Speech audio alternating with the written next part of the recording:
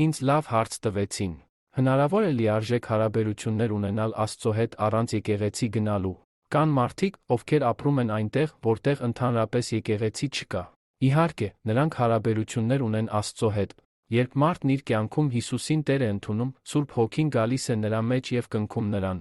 Եվ հավատացյալն ունենում է անմիջական մուտք դեպի Հայր Աստված։ Այնուամենայնիվ, Եբրայեցիների 10-ը մեզ ասում է, որ մենք ուրիշների կողմից քաջալերանքի կարիք ունենք։ Սա հատկապես վերաբերվում է վերջին ժամանակներին։ Ընկերներ, ես իմ կյանքում հավատացյալների աջակցության կարիքն ունեմ։ Երբ գալիս եմ եկեղեցի, շատ բան եմ ստանում նրանց հետ շփվելուց։ Լինելով տանը, մենակ, ես կզրկվեի դրանից։ Այսպիսով, այո, մարդը կարող է ինքնուրույն հարաբերություններ ունենալ Աստծո հետ, բայց նա կարիք ունի այլ հավատացյալների աջակցության։ Այնպես որ անպայման գտեք մի տեղ, որտեղ դուք կարող եք լինել հաղորդակցության մեջ, չէ՞ որ դուք պետք է լինեք տեղական եկեղեցում։